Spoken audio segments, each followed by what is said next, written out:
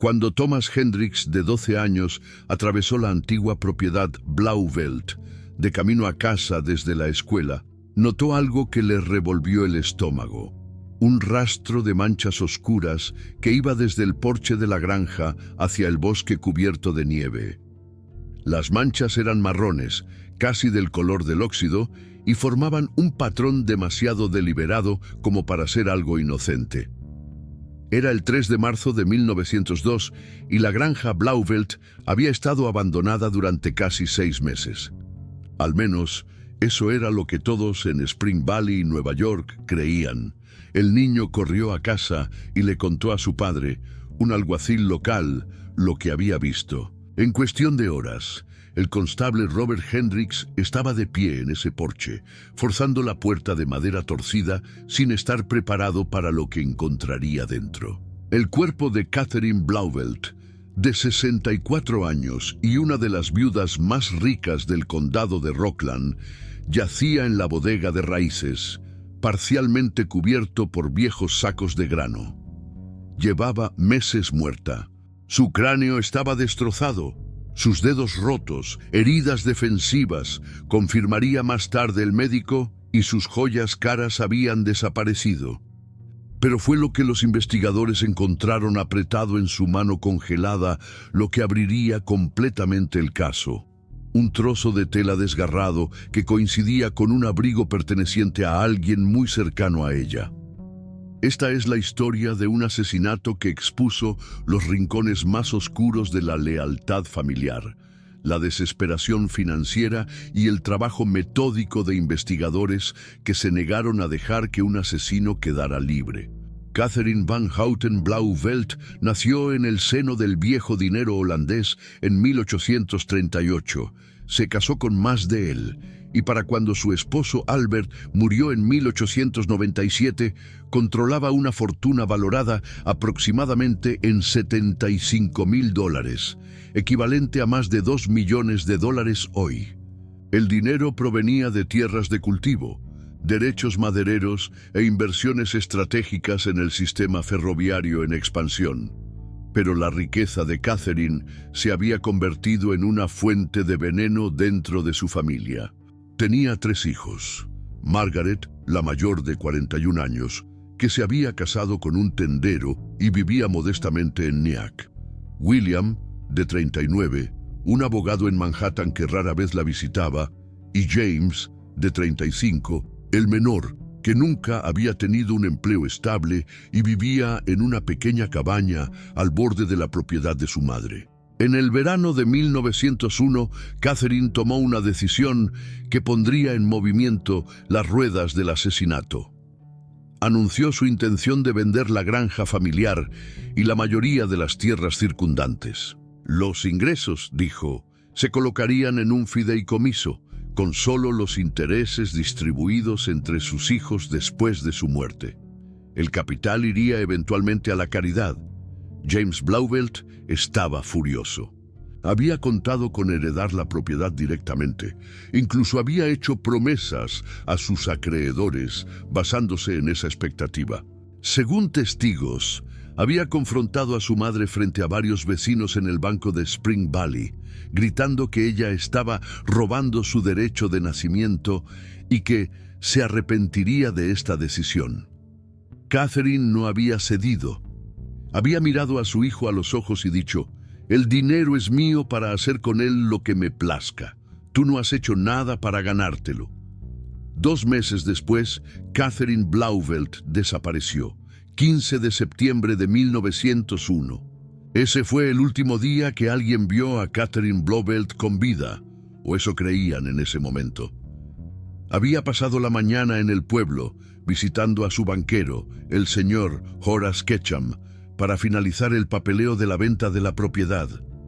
Ketchum testificaría más tarde que Catherine parecía nerviosa, mirando constantemente hacia la ventana como si observara a alguien. Cuando él le había preguntado si todo estaba bien, ella había dicho algo que se le quedó grabado. «Me están vigilando, señor Ketchum. Puedo sentir ojos sobre mí donde quiera que vaya». Después de salir del banco, Catherine se detuvo en Morrison's Dry Goods para comprar tela para cortinas nuevas. El dueño, Samuel Morrison, recordaba claramente la transacción porque Catherine parecía distraída, pidiéndole 2 veces que repitiera el precio. También le había hecho una pregunta inusual. «Señor Morrison, si alguien quisiera hacerme daño, ¿alguien en este pueblo me protegería?» Morrison no supo cómo responder. Catherine había pagado por su tela y se había ido rápidamente. El último avistamiento confirmado provino de un peón agrícola llamado Peter Dalton, quien estaba reparando una cerca a lo largo del camino a la propiedad Blauvelt. Vio a Catherine caminando hacia su granja alrededor de las 2 de la tarde, llevando sus paquetes. Pero también vio a alguien más, un hombre siguiéndola a unos 50 yardas de distancia, manteniéndose junto a la línea de árboles como si intentara esconderse. Dalton no pudo ver el rostro del hombre, pero notó su complexión y ropa. Alto, aproximadamente 6 pies, vestido con un abrigo oscuro y una gorra calada sobre los ojos. Cuando fue interrogado más tarde, Dalton dijo que había algo familiar en el andar del hombre, como alguien a quien había visto por el pueblo, pero no podía ubicarlo exactamente.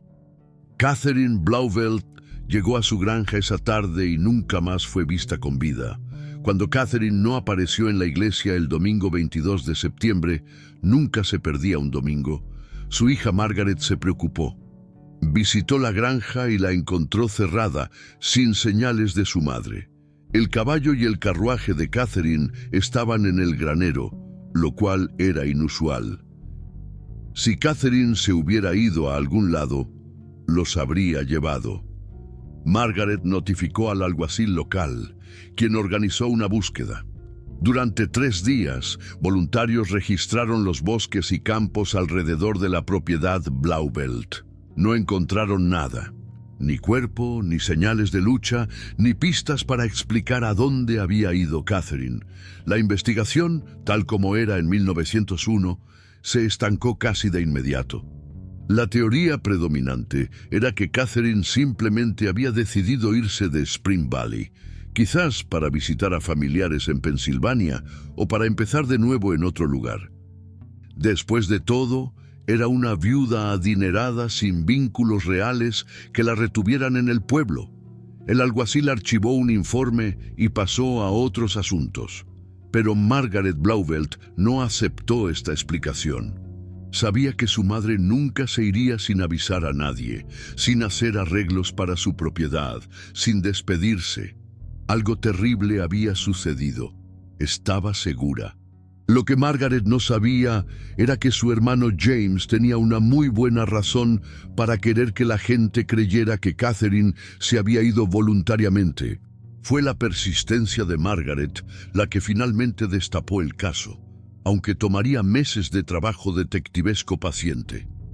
En noviembre de 1901, Margaret contrató a un detective privado de la ciudad de Nueva York, un ex detective de Pinkerton llamado Lucas Brennan.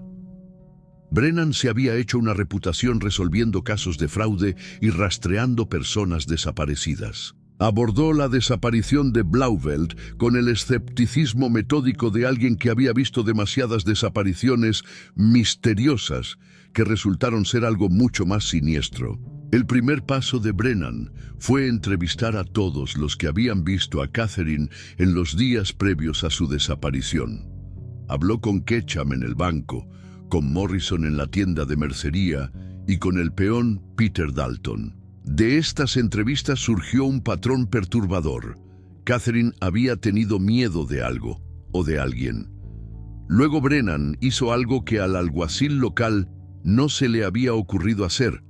Obtuvo los registros financieros de Catherine. Lo que descubrió fue explosivo. Solo 3 días antes de su desaparición, alguien había intentado retirar $5,000 de la cuenta de Catherine en el banco de Spring Valley. El comprobante de retiro tenía la firma de Catherine, pero Ketchum se había negado a honrarlo porque la firma parecía incorrecta. Había insistido en la presencia personal de Catherine para autorizar un retiro tan grande. Catherine nunca había ido al banco para hacer el retiro. Alguien había falsificado su firma. Brennan comparó la firma falsificada con muestras de escritura de los 3 hijos de Catherine. La coincidencia no era perfecta, pero había similitudes distintivas con la escritura de James Blauvelt, la inclinación particular de las letras, la forma en que se trazaban ciertas mayúsculas. No era prueba de asesinato, pero sí de intento de fraude. La investigación de Brennan se centró ahora en James Blauvelt con intensidad láser. Lucas Brennan pasó semanas rastreando los movimientos de James antes y después de la desaparición de Catherine. Lo que descubrió pintaba un cuadro de un hombre ahogado en deudas y desesperado por dinero. James debía dinero a al menos 7 acreedores diferentes, desde tenderos locales hasta un peligroso prestamista que operaba en el distrito Bowery de la ciudad de Nueva York. La deuda total superaba los $12,000. Varios acreedores habían iniciado procedimientos legales para embargar la poca propiedad que James poseía. Se enfrentaba a la ruina financiera. Pero esto es lo que hizo que los instintos de Brennan se dispararan. En la semana posterior a la desaparición de Catherine, James había pagado repentinamente $3,000 de deudas. Cuando Brennan le preguntó a James de dónde provenía el dinero, James afirmó que lo había ganado jugando en Manhattan. Brennan verificó en los establecimientos de juego conocidos. Nadie recordaba que James Blauvelt hubiera ganado algo significativo ese mes. Más condenatorias fueron las declaraciones de los vecinos cerca de la granja Blauvelt. 2 testigos separados le dijeron a Brennan que habían visto a James en la propiedad la noche del 15 de septiembre, el día que Catherine desapareció. Un testigo, una viuda llamada Sarah, Alice Pemberton, dijo que había visto a James cargar algo pesado envuelto en lona desde la granja hacia el granero al anochecer. Cuando ella le había gritado, él había fingido no oír y había entrado rápidamente. Otro vecino, un granjero llamado Dutch Mueller, reportó haber visto humo elevándose desde la chimenea de la propiedad Blauvelt tarde esa noche, mucho después de la medianoche. Esto era extraño porque todos creían que la casa estaba vacía. Brennan ahora sospechaba que estaba investigando no un caso de persona desaparecida, sino un asesinato. Solo necesitaba encontrar el cuerpo. Con la llegada del invierno, buscar en la propiedad Blauvelt se volvió cada vez más difícil. La granja se asentaba sobre 80 acres de bosques, campos y pantanos. Un cuerpo podría estar escondido en cualquier parte. Brennan contrató a un equipo de hombres para buscar sistemáticamente la propiedad en diciembre de 1901. Encontraron varias pistas perturbadoras. Manchas de sangre en el piso de la cocina que alguien había intentado limpiar, una silla rota que sugería una lucha y, lo más revelador, mortero fresco en la bodega de raíces donde varios ladrillos habían sido removidos y reemplazados recientemente. Cuando excavaron el área detrás de esos ladrillos, encontraron un zapato de mujer caro, del tipo que Catherine Blauvelt usaría. Las pruebas de ADN no existían en 1902, pero Brennan le mostró el zapato a Margaret, quien lo identificó positivamente como perteneciente a su madre. La búsqueda se intensificó, pero pasaron semanas sin encontrar el cuerpo. Luego llegó la nevada a finales de febrero que cubrió todo de blanco. Y fue entonces cuando el joven Thomas Hendricks vio las manchas que llevaban al bosque. Cuando el constable Hendricks forzó la puerta de la granja el 3 de marzo de 1902, el interior estaba helado. No se había encendido fuego en meses. Pero en la bodega de raíces, debajo de esos sacos de grano, el cuerpo de Catherine Blauvelt contaba una historia de violencia brutal. El doctor William Chambers, el médico forense del condado, realizó la autopsia durante 2 días.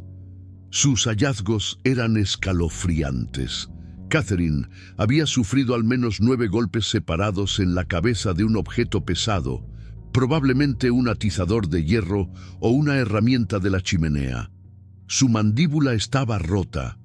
3 dedos de su mano derecha estaban fracturados. Había intentado defenderse. También había sido estrangulada, aunque solo el trauma en la cabeza habría sido fatal. Más significativamente, el doctor Chambers encontró rastros de fibras de cuerda incrustadas en la piel de sus muñecas y tobillos. Catherine había sido atada en algún momento, ya sea antes o después de la paliza. La hora de la muerte era imposible de determinar con precisión debido al estado congelado del cuerpo, pero el doctor Chambers estimó que había estado muerta de 5 a 6 meses, consistente con su desaparición a mediados de septiembre. El trozo de tela encontrado en la mano de Catherine fue enviado a un experto en textiles en la ciudad de Nueva York. El experto lo identificó como lana, teñida con un compuesto de índigo particular que era común en abrigos para hombres fabricados entre 1898 y 1900. El patrón de tejido coincidía exactamente con la tela de un abrigo que James Blauvelt había sido visto usando en el pueblo. Cuando la policía examinó el abrigo, encontraron un desgarro en la manga izquierda de aproximadamente 3 pulgadas de largo, en exactamente la misma ubicación que el trozo faltante encontrado en la mano de Catherine. James afirmó que el abrigo se había roto semanas antes en una cerca, pero testigos testificaron que lo habían visto usando el abrigo intacto tan recientemente como el 10 de septiembre. 5 días antes de la desaparición de Catherine. El detective Brennan y el fiscal del condado, Nathan Cole, trabajaron ahora juntos para construir un caso sólido contra James Blauvelt. Sabían que solo la evidencia circunstancial podría no ser suficiente para una condena. Necesitaban establecer medios, motivo y oportunidad, y necesitaban rastrear cada movimiento que James hizo el día del asesinato. El motivo financiero era claro y estaba bien documentado. Las deudas de James, la venta de propiedad planeada por Catherine y el comprobante de retiro falsificado establecían que James necesitaba dinero desesperadamente y estaba dispuesto a cometer fraude para obtenerlo. La oportunidad también estaba ahí. Múltiples testigos ubicaron a James en o cerca de la granja el 15 de septiembre. Y la evidencia física, la tela, las manchas de sangre, el mortero alterado en la bodega, todo apuntaba a la granja como la escena del crimen. Pero, ¿cómo había asesinado James realmente a su madre? ¿Y por qué había tardado tanto en encontrar el cuerpo? Brennan desarrolló una teoría basada en la evidencia física y los testimonios de los testigos. Creía que James había confrontado a Catherine en la granja la tarde del 15 de septiembre, exigiendo dinero o su firma en documentos que le darían acceso a sus cuentas. Cuando ella se negó, la había atacado en la cocina, golpeándola con un atizador de chimenea. La silla rota sugería que Catherine intentó defenderse, agarrando el abrigo de James y desgarrando la tela. Pero no era rival para la fuerza de su hijo. James la estranguló para asegurarse de que estaba muerta, y luego enfrentó el problema de qué hacer con el cuerpo. Brennan teorizó que James inicialmente intentó esconder el cuerpo de Catherine en la bodega de raíces detrás de la pared de ladrillos, pero se dio cuenta de que era demasiado obvio. Así que la había movido, de ahí que la seguridad. Pemberton lo viera cargar algo pesado hacia el granero. Había mantenido el cuerpo en el granero temporalmente mientras ideaba un mejor escondite. El rastro en la nieve que Thomas Hendricks descubrió en marzo llevó a los investigadores a una tumba poco profunda a unas 200 yardas en el bosque. La tumba estaba vacía ahora, pero las dimensiones coincidían con un cuerpo humano, y trozos de los sacos de grano encontrados en el cadáver de Catherine aún eran visibles en la tierra congelada. Conclusión de Brennan: James había enterrado inicialmente a Catherine en el bosque. Luego entró en pánico cuando la gente comenzó a buscar la propiedad en septiembre. Había movido el cuerpo de regreso a la bodega de raíces, creyendo que sería más seguro esconderlo a plena vista que arriesgarse a que alguien encontrara la tumba en el bosque. La congelación invernal esencialmente había preservado la escena del crimen. James Blauvelt fue arrestado el 10 de marzo de 1902 en su cabaña. Había estado bebiendo mucho en los días posteriores al descubrimiento del cuerpo de su madre, y los vecinos reportaron haberlo escuchado hablar solo, a veces gritando a acusadores invisibles. Cuando el detective Brennan y el constable Hendricks llegaron con una orden de arresto, James inicialmente intentó huir por la puerta trasera. Logró avanzar unos 50 pies antes de que Hendricks lo derribara al suelo.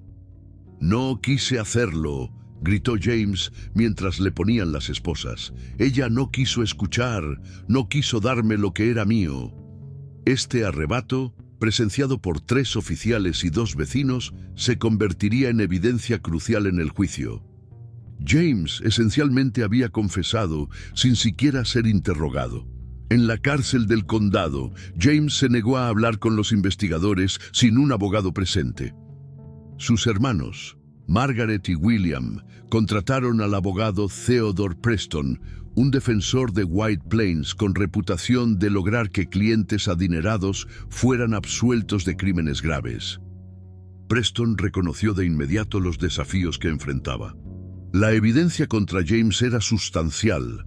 Su cliente esencialmente había confesado frente a testigos, y el sentimiento público estaba abrumadoramente en contra de un hombre que había asesinado a su propia madre por dinero. La única esperanza de Preston era crear duda razonable o argumentar por un cargo menor como homicidio involuntario basado en capacidad disminuida. El juicio de James Blauvelt comenzó el 5 de mayo de 1902 en el Tribunal del Condado de Rockland. La galería estaba llena todos los días, con gente haciendo fila horas antes de que se abrieran las puertas para asegurar asientos. Periódicos de la ciudad de Nueva York enviaron reporteros para cubrir lo que llamaron el juicio por matricidio del siglo. El fiscal Nathan Cole abrió con una presentación metódica de la evidencia. Llamó a 37 testigos a lo largo de 2 semanas, cada uno agregando otra pieza al rompecabezas. El banquero Horace Ketchum testificó sobre el comprobante de retiro falsificado y el comportamiento nervioso de Catherine en los días previos a su muerte. Dijo que la estaban vigilando, le dijo Ketchum al jurado, y mirando hacia atrás ahora, tenía razón en tener miedo. Samuel Morrison de la tienda de mercería relató la extraña pregunta de Catherine sobre si alguien la protegería si alguien quisiera hacerle daño. «Me atormenta», dijo Morrison con la voz quebrada. «Estaba pidiendo ayuda y yo no entendí». Peter Dalton, el peón que había visto a Catherine caminando hacia su granja, describió al hombre que la seguía. Bajo el interrogatorio de Cole, Dalton admitió que desde entonces se había dado cuenta de quién le recordaba a ese hombre.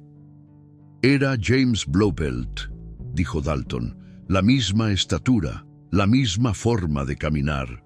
No lo reconocí en ese momento porque no podía imaginar que lastimaría a su propia madre».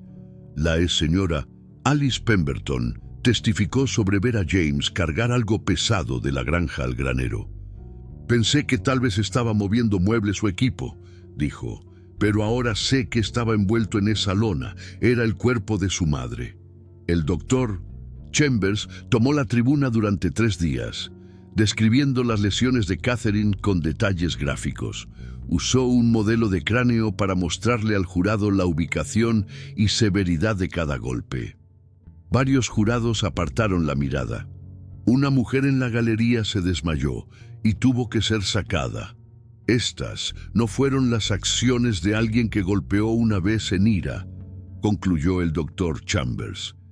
Este fue un ataque sostenido y brutal, destinado a matar. La víctima sufrió tremendamente antes de morir. El trozo de tela desgarrada se presentó al jurado junto con el abrigo de James. Un experto en textiles testificó que la tela era una coincidencia exacta, hasta los hilos individuales. El desgarro en el abrigo de James se alineaba perfectamente con el trozo encontrado en la mano de Catherine. Cole pintó un cuadro de asesinato premeditado impulsado por la codicia. James Blauvelt no mató a su madre en un momento de pasión, le dijo Cole al jurado. Él planeó esto. La atrajo a la granja, la asesinó cuando ella no quiso darle acceso a su dinero. Y luego intentó ocultar su crimen moviendo su cuerpo y falsificando documentos para robar de su patrimonio.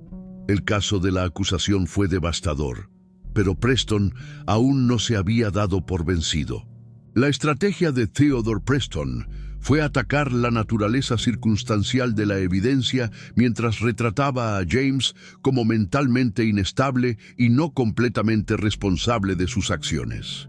Preston llamó a psiquiatras que testificaron que James había mostrado signos de melancolía y de agotamiento nervioso en los meses previos a la muerte de Catherine. Un médico sugirió que James podría haber estado experimentando un estado de fuga cuando ocurrió el asesinato, haciéndolo inconsciente de sus acciones. Esto fue difícil de vender. Los fiscales señalaron que James había sido lo suficientemente coherente como para mover el cuerpo, intentar falsificar documentos financieros y pagar deudas usando dinero que presumiblemente provenía de robar las joyas de su madre. Preston luego intentó introducir la teoría de que alguien más podría haber matado a Catherine, quizás uno de sus rivales comerciales o alguien con rencor. Pero Cole demolió esta teoría en el contrainterrogatorio, señalando que nadie más tenía motivo, oportunidad o evidencia física que los conectara con el crimen. El momento más débil de la defensa llegó cuando Preston sugirió que la muerte de Catherine podría haber sido accidental, el resultado de una caída o un evento médico inesperado, y que James simplemente había entrado en pánico y escondido el cuerpo en lugar de reportarlo. La respuesta de Cole fue devastadora. Sostuvo fotografías del cráneo destrozado de Catherine, sus dedos rotos, las marcas de cuerda en sus muñecas. ¿Esto le parece un accidente, Sr. Preston? ¿Esto le parece a alguien que se cayó? ¿O esto le parece a alguien que fue golpeada hasta la muerte por su propio hijo mientras suplicaba misericordia? Preston no tuvo respuesta. En contra del consejo de su abogado, James Blauvelt insistió en testificar en su propia defensa. Fue una decisión catastrófica.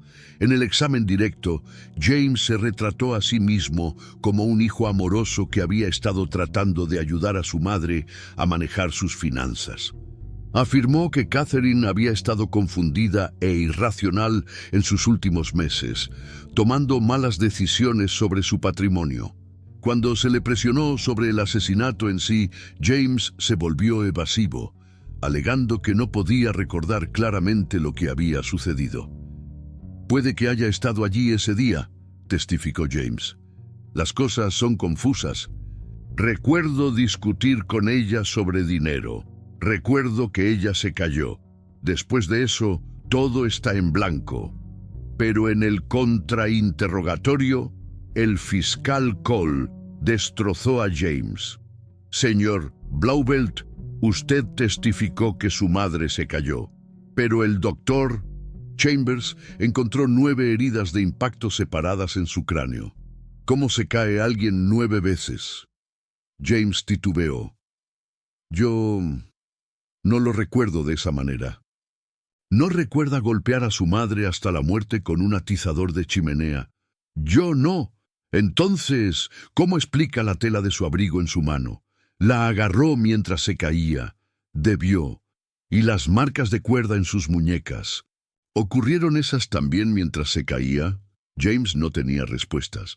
Se contradijo repetidamente, alegó lagunas mentales cuando se enfrentaba a evidencia condenatoria y se agitó cada vez más mientras Cole lo presionaba. El golpe final llegó cuando Cole produjo el comprobante de retiro bancario falsificado. «Señor Blauvelt, ¿esta es su escritura?» «No, ¿en serio?» Porque nuestro experto en escritura testificó que coincide perfectamente con su escritura. Intentó robar $5,000 de su madre, ¿verdad? Eso no es. Y cuando ella no cooperó con su robo, la mató. ¿No es eso lo que realmente sucedió? James estalló. Ella no tenía derecho, ese dinero debería haber sido mío. Iba a regalarlo todo, malgastarlo en gente que no lo merecía. Yo trabajé por ese dinero, me lo gané. La sala del tribunal estalló. El juez golpeó con su mazo. Preston intentó que James dejara de hablar, pero el daño estaba hecho. James acababa de confesar ante toda la sala del tribunal que se sentía con derecho al dinero de su madre y que la había asesinado por él. Theodore Preston hizo todo lo posible por salvar la defensa en los argumentos finales. Enfatizó la falta de testigos presenciales del asesinato real. Cuestionó si la evidencia forense era tan concluyente como la acusación afirmaba, y suplicó al jurado que considerara que James podría haber estado mentalmente enfermo y no completamente responsable de sus acciones. Escucharon a psiquiatras testificar que James Blauvelt sufría de una angustia mental severa, argumentó Preston. Este no es un hombre en su sano juicio. Este es un hombre que necesita tratamiento, no ejecución. Pero el argumento final de Nathan Cole fue una obra maestra de retórica procesal. Miembros del jurado han escuchado el testimonio de 37 testigos. Han visto fotografías del cuerpo brutalizado de Catherine Blauvelt. Han examinado la evidencia, los documentos falsificados, la tela desgarrada, el piso manchado de sangre, y han escuchado las propias palabras del acusado. Ese dinero debería haber sido mío. Catherine Blauvelt murió porque no dejó que su hijo le robara. Murió porque James Blauvelt valoraba el dinero más que la vida de su propia madre. Murió sola, aterrorizada, en esa granja, golpeada y estrangulada por el hijo que ella había criado y amado. Este no es un caso sobre enfermedad mental o capacidad disminuida. Este es un caso sobre codicia, violencia y un asesinato a sangre fría. James Blauvelt planeó este crimen.